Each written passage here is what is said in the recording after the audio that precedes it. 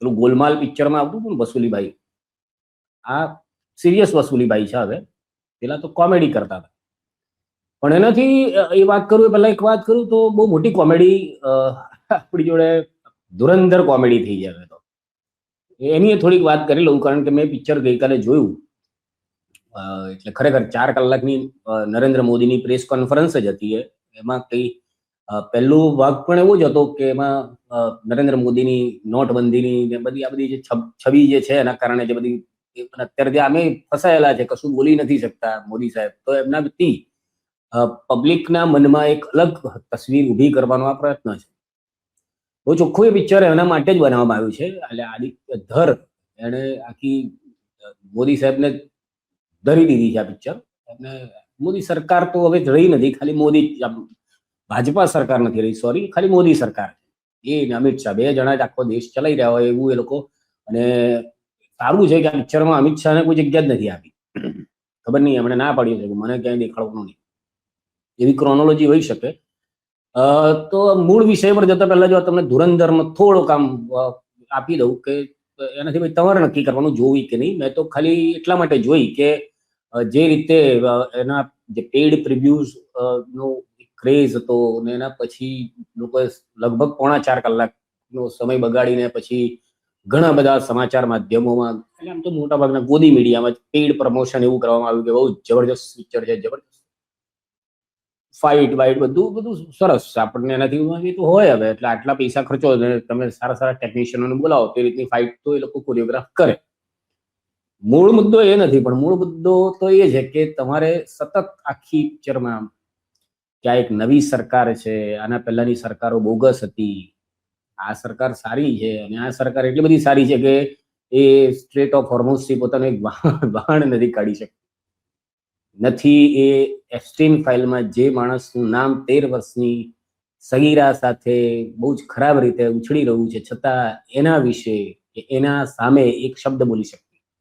આ નવું ભારત છે કે જે ટ્રમ્પ લગભગ 90 વખત બોલ્યો છે કે ભારત પાકિસ્તાનનું યુદ્ધ ઓપરેશન સિંદૂર, મેં ડબ્બીમાં સિંદૂર પાછું કવડાવ્યું, અને છતાં આ 56 સેન્ટીમીટર કે 56 મિલીમીટરની છાતીવાળો એક ટ્વીટ નથી કરી શકતો. બે ના બોલ.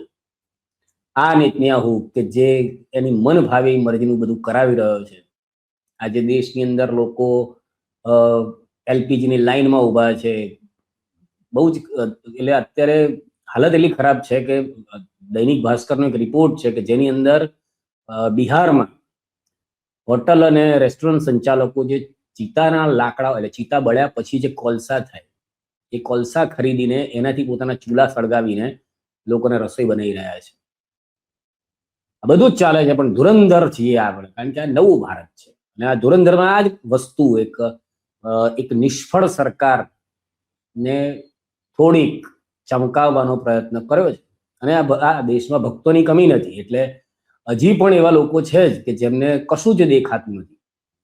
એમને એમના સ્વાર્થ હોઈ શકે ત્યાં સુધી તો બહુ આપણે સમજી શકાય છે, પણ જેમની અંદર બુદ્ધિ જ નથી ને, એ સમજી શકાય એવું નથી.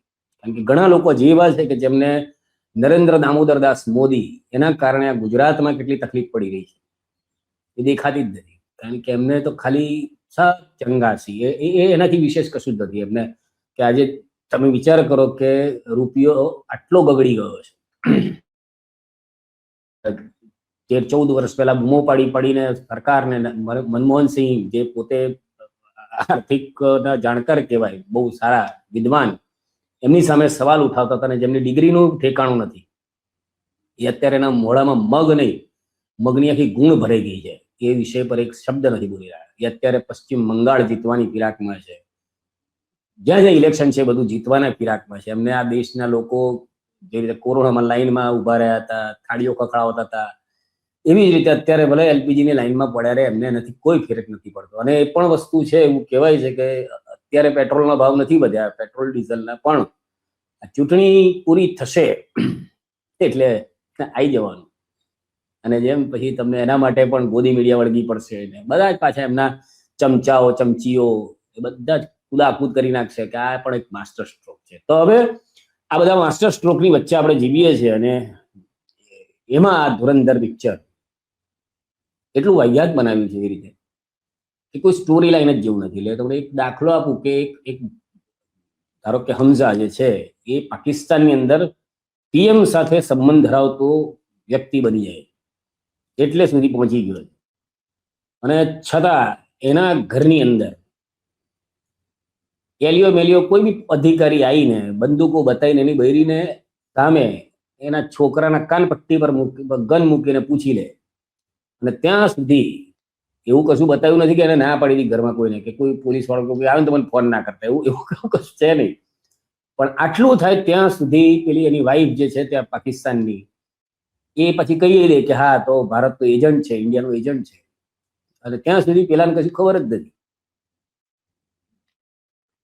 એટલે સુધીનું પછી વાર્તા ખાલી ઊભી કરવા માટે થઈને, અને આખી પિક્ચરમાં બધા જ કેરેક્ટરો ઘણા આમ કહેવામાં આવી છે કે કાલ્પનિક વાર્તા છે, પણ બધા મોટા ભાગના કેરેક્ટરો જે છે મેન બધા કોક ને કોક જગ્યાએથી ઇન્સ્પિરેશન અથવા તો એમના નામ બદલીને લીધા છે. જેવું કે પેલો અતિક અહેમદ યુપીનો એક હતો માથા ભારે તત્વ અને રાજકારણી, એનું નામ બદલીને એવી રીતે બધા પાકિસ્તાનના પણ બધાના નવાઝ શરીફનું નામ બદલીને કંઈક બીજા નામને આમ તેમ બધું કર્યું છે. ખાલી ને ખાલી એક માત્ર એવો વ્યક્તિ આ પિક્ચરમાં છે જે પોતાના નામ સાથે અંદર પિક્ચરમાં દેખાય, અને એ છે નરેન્દ્ર દામોદર દાસ મોદી. એમનું નામ સુરેન્દર, વિરેન્દર, દરેન્દર, સરેન્ડર એવું કશું નથી કર્યું. એમનું નામ નરેન્દ્ર મોદી. અને ટીવી પર જાહેરાત કરે અને એના કારણે થઈને આ દેશની અંદર આતંકવાદીઓનું જે નાણું આવવાનું છે, ઉત્તર પ્રદેશનું જે ઇલેક્શન થવાનું છે એ જીતવા માટે દાઉદ ઇબ્રાહિમ ત્યાંથી ઓર્ડર કરે એટલે નેપાળના રસ્તેથી 60,000 કરોડ રૂપિયા ત્યાં યુપીમાં આવવાના છે. અને યુપીનું જે આખી ચૂંટણી છે આ લોકો જીતી છે, પોતાના માણસોને ઉભા રાખીને પોતે સત્તામાં આવવાના છે, એવું બધું વાર્તા કરે છે. પણ આપણે જે ભારતની ઇકોનોમી સામે જોઈએ તો 60,000 કરોડ રૂપિયા એટલે છે ને ચણા મમરા જેવા કહેવાય. જ્યારે આપણે 140 કરોડ દેશને આખી વાત કરીએ ને ત્યારે, અને એ 60,000 કરોડ રૂપિયા આવતા નકલી રૂપિયા આવતા રોકવા માટે તેને ઓપરેશન ગ્રીન લીફ એટલે કે નોટબંધી કરવામાં આવી, જે કોઈને ખબર નથી. હવે એ કરવામાં આવી એના કારણે હેરાન તો યુપી વાળા થતા તેમાં કોઈ દેખાયા જ નથી. એટલે ખાલી ને ખાલી પેલો આતંકવાદી થતો હેરાન થયા એટલું જ, અને પછી મારીને કાપા કાપીને બધાને મન નાખ્યા. ખાલી ને ખાલી બધું મોદી સાહેબ માટે, કારણ કે આ નવું ઇન્ડિયા છે. તો કઈ નહીં, તમને ધારો કે લાગતું હોય કે તમારી પાસે છે મારી જેમ બગાડવા જેવા 3.5 કલાક તો જોજો. બાકી ઓટીટી પર આવે ત્યારે મફતમાં જોવા જેવું છે, ટાઈમપાસ કરવા જેવો છે. અને સરકારની અને બધી જ વિગતો બહુ ધ્યાનથી જોશો તો બહુ એટલે હસવું આવે એવું છે, મજા આવે એવું. જો તમે બહુ શાંતિથી જોતા હોય, તમે બધા સંબંધો કયા રીતના બધા જોડાયેલા છે તમને ખ્યાલ હોય તો તમને મજા પણ આવે. બાકી ક્રૂર હિંસક ને એવું બધું તો એ તો બહુ નોર્મલ થઈ ગયું છે. આ ન્યૂ નોર્મલ છે અત્યારે. આવા પિક્ચરોના કારણે સ્કૂલના બાળકો એકબીજા પર ચાકુ ઘુસાડી દે ને એવું બધું થાય, એટલે આપણે બધું ન્યૂ નોર્મલ છે. મોદીજી સાહેબ છે પછી આપણે એવું વાત બધું વાહ મોદીજી વાહ. એટલે આપણી વાત હતી આખી આ ધુરંધર, એને ધરવા જેવી તો છે નહીં, પણ જોજો તમને. આ તો મારો ઓપિનિયન છે, કદાચ મારા ઓપિનિયન થી તો મારો ઓપિનિયન આપી શકું, બીજું તો શું કહી શકું.